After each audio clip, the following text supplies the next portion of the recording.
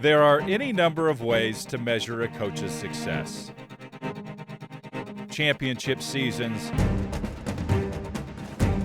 wins versus losses, the reach a team's potential extends.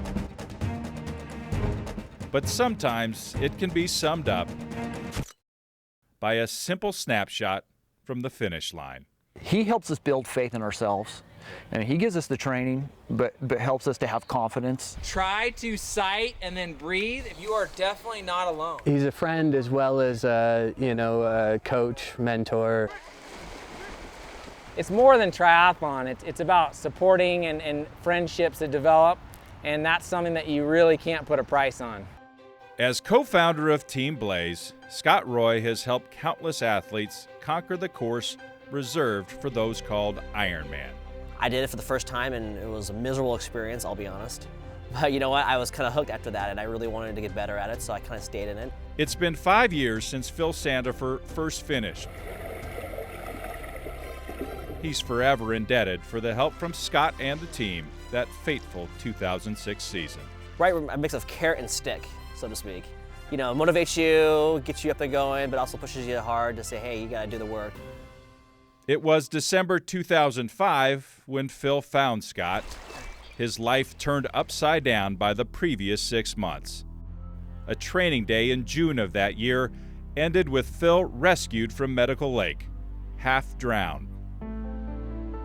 Subsequent tests showed that day's collapsed lung, though, was the least of his worries. It basically, they discovered I had massive heart disease, and they told me that basically I shouldn't be doing Ironman at all, and I should probably have heart surgery. About 2 weeks later, I went in and I had a 5-way heart bypass surgery.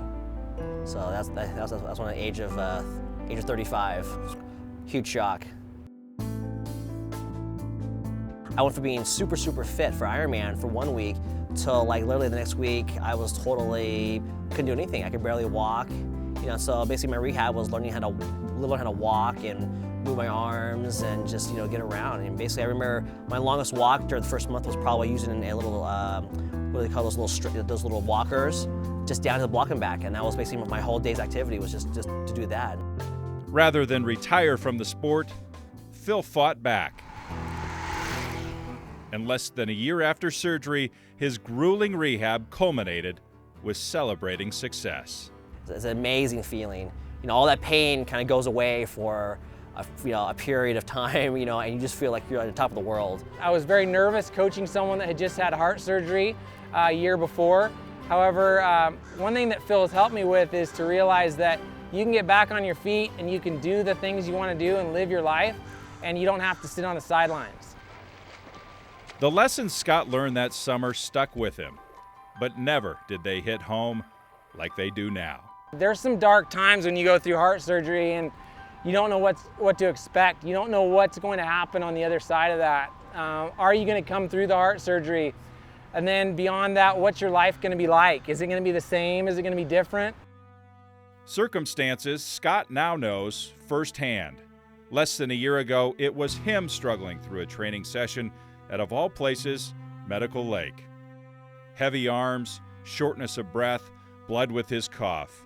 Finally, a battery of tests revealed he would need surgery too. His operation was to fix a failing valve.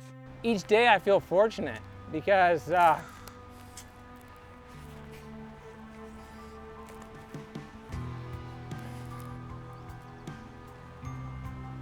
you know, last year I didn't know if I'd ever do this again.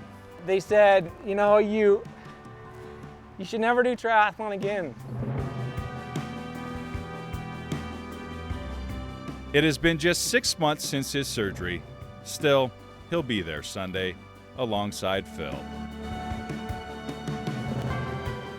A coach who proves the measure of success can simply be finding the finish with his team. You know, I want my son to grow up knowing that you can do what you want to do. You know, don't put limitations on yourself. If you want to do something, you put your mind to it and you go out there and you do it.